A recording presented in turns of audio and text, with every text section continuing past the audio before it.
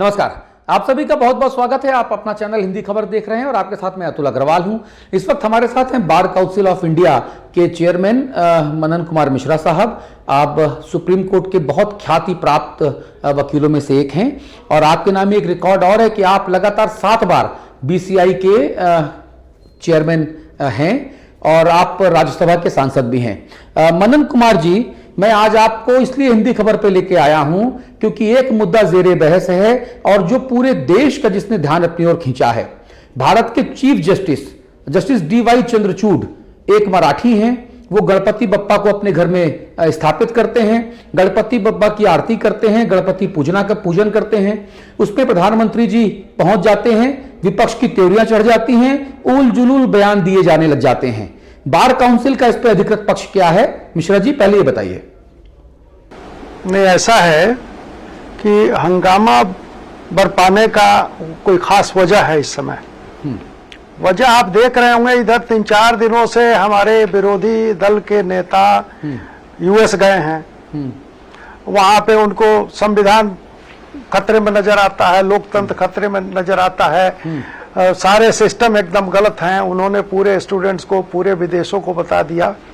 तो अब इस पर जो देश में रिएक्शन हुआ उनके विरुद्ध और खास करके कुछ एंटी इंडियन से मिले, उस सब का जो रिएक्शन हुआ, तो अब उसको किसी तरह से पैचअप करने के लिए कोई ना कोई तो इशू चाहिए था। तो एक छोटा सा मुद्दा मिला कि हमारे माननीय प्रधानमंत्री जी चले गए मुख्य न्यायाधीश महोदय के यहाँ पूजा करने। वहाँ गणपति पूजा महाराष्ट्र के लोग अच्छे से करते हैं, ये सारी दुनिया जानती है। हमारे माननीय मुख्य न्यायाधीश चंद्रचूड़ साहब बहुत अच्छे ढंग से, बड़ा मतलब डिवोशन के साथ वो पूजा करते हैं, गणपति का खुद करते हैं। तो वहाँ अगर वो हमारे प्रधानमंत्री गए, उन्होंने पूजा अर्चना कर ली, आरती कर ली, तो इसमें इतना हंगामा बरपाने का कोई वजह नहीं है। वजह सिर्फ इतना है कि इंस्टीट्यूशंस को बदनाम करना है, इंस्टीट्यूशन को मेलाइन करना है, किसी न किसी तरह से हमारे जुडिशरी को बदनाम करना, चीफ जस्टिस को, जजेस को बदनाम करने का ये जो इनकी मंशा रहती है, तो उसके लिए एक मसाला मिला। प्रधानमंत्री पुजारी आदमी है, वो आप जानते हैं केदारनाथ मंदिर, विश्वनाथ मंदिर, हमेशा मंदिर और ईश्वर की पूजा में लगे रहते हैं, जनता की सेवा में लगे रहते हैं। तो इसमें हमको नहीं लगता है कि संविधान हमारा क्या कहता है, आर्टिकल 14 सेज कि there shall be an endeavour to of separation of power between the executive and the judiciary. तो जुडिशियरी और एग्जीक्यूटिव का जो पावर का सेपरेशन है, उस मुद्दे में तो इससे कोई मतलब नहीं है। ये कोई पॉलिटिकल मीटिंग नहीं थी, ये कोई पर्टिकुलर केस का डिस्कशन नहीं होना था। अगर वैसा कुछ करना रहता, आप जानते हैं आज की तारीख में जितना एडवांस हो गया है टेक्नोलॉजी, फेस टाइम में बात कीजिए, किसी को कानो कान खबर ना होगी, व्हाट्सएप पे बात कीजिए, किसी को खबर नहीं होगी। अरे आप तो ये सारा आर्टिफिशियल इंटेलिजेंस के जमाने में अगर कहा जाए कि प्रधानमंत्री, वो भी भारत के प्रधानमंत्री को चीफ जस्टिस ऑफ इंडिया से कुछ बात करनी है तो उसके लिए उनके घर पे जाना हो, उसके लिए एक मीटिंग करने की आवश्यकता हो, ये तो हास्यास्पद है। मिश्रा जी, ये लोग खुद भी समझ रहे हैं। मिश्रा जी, ये हास्यास्पद अगर कोई दूसरी बात, कोई गुफ्तगू, कोई गुप्त बात होती तो वो जो है सो किसी ढंग से हो सकती थी। उसको जाके पूजा करके उसको पब्लिक करने का कोई मतलब नहीं था। जी जी, ये पूरी तरह रिडिकुलस है, हास्यास्पद है। जी, मेरी आवाज बनाना है, कुछ न कुछ एक इनको मसाला चाहिए। एक छोटा सा मसाला मिला, सोशल मीडिया पे एक्टिव हो गए, ट्विटर पे एक्टिव हो गए, बोल रहे हैं। जी, आप याद करें अतुल जी, आपको याद होगा हमारे कांग्रेस के प्रधानमंत्री बालाकृष्णन साहब के साथ इफ्तार पार्टी अटेंड करने गए थे, वहां घंटों घंटों लोग रहे, तो उसकी चर्चा नहीं करेंगे कोई भी, वो चाहे कपिल सिब्बल साहब हो या संजय राउत हो, मैं नाम नहीं लूंगा औरों का, कोई पॉलिटिशियन हो, कोई वकील हो, उसकी चर्चा नहीं करेंगे। उसमें सेकुलरिज्म को कोई खतरा नहीं होता है। मंदिर चले गए या किसी पूजा में चले गए तो बहुत बड़ा खतरा हो गया देश को। सारा सेकुलरिज्म देश का एकदम खतरे में पड़ गया। एक मिनट, संविधान भी खतरे में पड़ गया होगा। वो लाल किताब अभी देखिएगा 2-3 दिन में फिर दिखाना शुरू करेंगे लोग। छोटी वाली जो हैंडबुक है कॉन्स्टिट्यूशन की, वो खतरे में पड़ गई है, क्योंकि पूजा हो गया ना। कोई दूसरा गिरजा घर में गए रहते तो वो वैसा खतरा नहीं होता। मनन जी, मेरा सवाल सिर्फ इतना सा है कि अगर मनमोहन सिंह जी ने 2009 में इफ्तार पार्टी दी थी, उसमें उस वक्त के चीफ जस्टिस ऑफ इंडिया के जी बालाकृष्णन आए थे, तब किसी को दिक्कत नहीं हुई। अगर नरेंद्र मोदी गणपति पूजन के बजाय किसी रोजा इफ्तार पार्टी में जाते तो शायद इतना हंगामा ना होता, है ना? निश्चित निश्चित निश्चित, आप सही कह रहे हैं। किसी इफ्तार पार्टी में जाते, कहीं दूसरे किसी धार्मिक स्थल पे जाते, तो ये लोग आप बड़े खुश होते। जनता, देश की जनता क्या चाहती है उससे मतलब नहीं है। ये टुकड़े टुकड़े गैंग के लोग हैं और इनको सेकुलर वही हैं जो कि एक हरा एक पगड़ी बांध के और इफ्तार में जाए, अगर मस्जिद में जाए तो और अच्छा, वो सबसे ज्यादा देशभक्त माने जाएंगे, वही ट्रू इंडियंस होंगे। मंदिर किसी पूजा में चले गए हमारे माननीय प्रधानमंत्री जी, तो इससे बड़ी बड़ी बुरी बात ऐसे हिंदुस्तानियों के लिए कुछ हो ही नहीं सकती को देखा है। अब एक अखबार ने लिखा है हमारे राहुल गांधी जी, मैंने ऐसे लोगों को देखा हुआ है जो हिंदू हैं, जिनको बिल्कुल उर्दू नहीं आती, फारसी नहीं आती, अरबी नहीं आती, रोजा इफ्तार में वो कहते हैं नया नया मुल्ला ज्यादा प्याज खाता है, ज्यादा अल्लाह अल्लाह करता है, वैसा नया नया मुल्ला बन के ऊंचा पजामा पहन के, वो डाल के अंगोछा, ऊंची टोपी लगा के, हो सकता है उस दिन खास के लिए दाढ़ी भी जो है वो मेहंदी लगा लें, और ऐसे ऐसे बैठ जाते हैं रोजा इफ्तार पार्टी में। लगता है कि अल्लाह मियां को आज बुला ही लेंगे, यहां ऐसा ड्रामा करते हैं, अखबारों फोटो छपती है। तब धर्म जो है तब भ्रष्ट नहीं होता, तब लोकतंत्र मजबूत होता है इन नौटंकीबाज नेताओं की वजह से। अब कोई आदमी अपने धर्म की अनुपालना करने चला गया, गणपति की पूजा करने चला गया, सनातन सभ्यता का मानने वाला, तो सबके पेट में दर्द हो गया।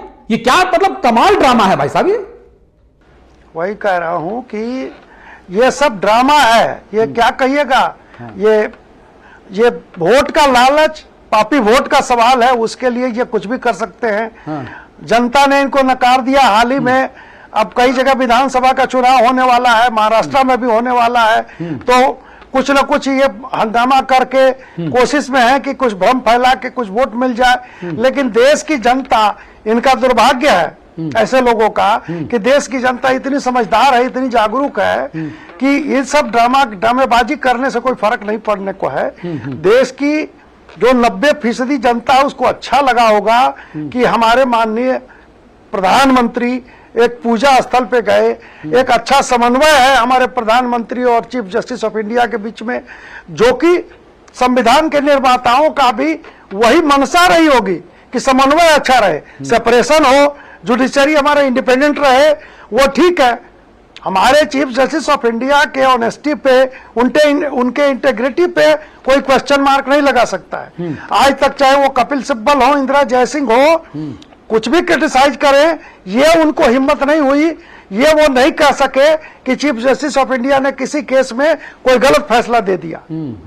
ये नहीं जब कहते हैं, जब इंडिपेंडेंस हमारे जुडिशरी का बरकरार है, तो इन छोटी छोटी बातों का, अरे दोनों हिंदू धर्म के पालक हैं, अगर जाके पूजा अर्चना कर ली तो कौन सा बहुत बड़ा पहाड़ टूट गया कि दुनिया भर का भ्रम फैला रहे हैं सोशल मीडिया पे, ट्विटर के माध्यम से इस देश को बताना चाह रहे हैं और हमारे इंस्टीट्यूशन को बदनाम कर रहे हैं। वो बड़े शर्म की बात है।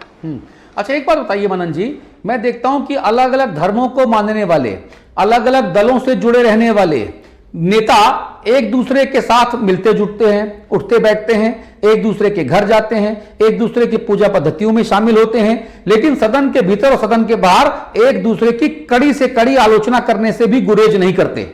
वहां पे लोकतंत्र मजबूत हो रहा है। लेकिन यहां पर देश के प्रधानमंत्री और देश के चीफ जस्टिस अगर अपनी पूजा पद्धति को एक साथ मनाते हैं तो वहां पे देश कमजोर हो रहा है। ये दोगलापन नहीं बयानों में तो और क्या है? निश्चित है, निश्चित आप सही कह रहे हैं। देखिए, वकालत के पेशे में मैं बता रहा हूं आपको, लीगल जो सिस्टम हमारा है, जो फ्रेमवर्क, उसी से चीफ जस्टिस ऑफ इंडिया या कोई जज या कोई वकील आता है। कपिल सिब्बल साहब इस बात को भी जानते हैं। हमारे यहाँ दो पक्ष के वकील कोर्ट में लड़ते हैं, अपने अपने क्लाइंट्स का वो पक्ष एकदम जोरदार ढंग से रखते हैं और बाहर आएंगे तो एक साथ कैंटीन में चाय पिएंगे। अगर कोई क्लाइंट ये कहे कि दोनों वकील मिल गए तो अब कितनी हास्यास्पद बात हो जाएगी। तो मुख्य न्यायाधीश उनसे प्रधानमंत्री जी मिले, एक पूजा पाठ की बात हुई, इसका यह मतलब नहीं है वो इसी सिस्टम के अंग है। तो ये कहना कि मुख्य न्यायाधीश किसी चीज से इन्फ्लुएंस हो जाएंगे, हमारी जुडिशरी इन्फ्लुएंस हो जाएगी, या हमारे प्रधानमंत्री की मनसा होगी कि उनको इन्फ्लुएंस कर दें। मैंने पहले ही कहा कि आज आर्टिफिशियल इंटेलिजेंस का युग है, फेस टाइम का युग है, व्हाट्सएप का युग है, हॉटलाइन पे बात हो जाती दोनों हेड्स में, एक एग्जीक्यूटिव के हेड हैं, दूसरे जुडिशरी के हेड हैं। कोई अगर बात वैसी करनी हो तो वो आराम से कर सकते हैं। उसको पूजा पाठ करके और इसको वायरल करने का एकमात्र पर्पस ये था कि कोई उंगली ना उठाए हमारे प्रधानमंत्री पे या हमारे चीफ जस्टिस ऑफ इंडिया पे कल होके कि भाई ये अंदर अंदर क्या बात हो गई, ये कोई गुफ्तगू, कोई कॉन्स्पिरेसी तो ना हो गई, कोई पॉलिटिकल डिस्कशन तो नहीं हो गया, किसी केस के बारे में बात तो नहीं होगी। तो पारदर्शिता 100% ट्रांसपेरेंसी को मेंटेन करने के लिए इसको वायरल भी किया गया कि दुनिया जाने कि पूजा पाठ करने के लिए गए थे और कोई दूसरा वजह नहीं था। मनन जी, लेकिन सवाल और उंगलियां वो लोग उठा रहे हैं जो कोर्ट के ऊपर जनेऊ धारण करके अपने आप को चुनावी हिंदू होना शान से स्वीकारते हैं, जिनके पूरे खानदान की लिगेसी कभी सनातनता की नहीं रही, लेकिन जो कोर्ट के ऊपर जनेऊ डाल के खुद को स्यूडो सेकुलर और चुनावी हिंदू होने का दम भरते हैं, उन्हीं के अगल बगल के लोग ऐसी उंगली उठा रहे हैं। बताइए आप। सही बात है, सही बात है ये, लेकिन मैंने सौभाग्य की बात है कि देश की जनता और हमारे खास करके बुद्धिजीवी, मैं तो 25 लाख वकीलों का रिप्रेजेंटेटिव हूं, वकीलों में इसके खिलाफ कोई प्रतिक्रिया नहीं है, बल्कि लोग हंस रहे हैं कि ये कुछ लोग, कुछ पॉलिटिशियंस और कुछ सो कॉल्ड वकील जो विरोधी दल के लोग हैं, ये क्या क्या अनाप शनाप जो है सो टिक्का टिप्पणी कर रहे हैं। इस अच्छे प्रकरण की इसकी सराहना होनी चाहिए थी, तो इसका क्रिटिसिज्म, इसकी आलोचना, ये सब लोग बड़े गलत ढंग से देख रहे हैं और इससे इनको कुछ मिलना नहीं है बल्कि और नुकसान हो रहा है। अच्छा, मेरा एक सवाल पूछना चाहता हूं मैं कि ये संजय राउत का बयान आया, उन्होंने कहा कि महाराष्ट्र के संदर्भ में हमारे case chief justice of India D Y Chandrachud ji की बेंच में विचाराधीन है, अब हमें न्याय कैसे मिलेगा? हमारे मामले से सीजीआई चंद्रचूड़ साहब को दूरी बना लेनी चाहिए क्योंकि दूसरी पार्टी से उनके रिश्ते जग जाहिर हो गए हैं। ऐसे बयान देने वाले सांसद संजय राउत के ऊपर क्या किसी प्रकार का कानूनी तौर पे कोई एक्शन नहीं होना चाहिए कि एकदम बेदाग छवि के चीफ जस्टिस ऑफ इंडिया की इंटीग्रिटी और सुप्रीम कोर्ट के इकबाल के ऊपर वो सवाल खड़े कर रहे हैं? सवाल खड़े कर रहे हैं, चीफ जस्टिस की महानता है, he is a great man, वो एक्शन नहीं लेंगे मैं जानता हूं, लेकिन अब ये सवाल खड़े करके इस ढंग की हल्की बातें करके खुद को हल्का कर रहे हैं और खुद अपना इमेज पब्लिक में खराब कर रहे हैं।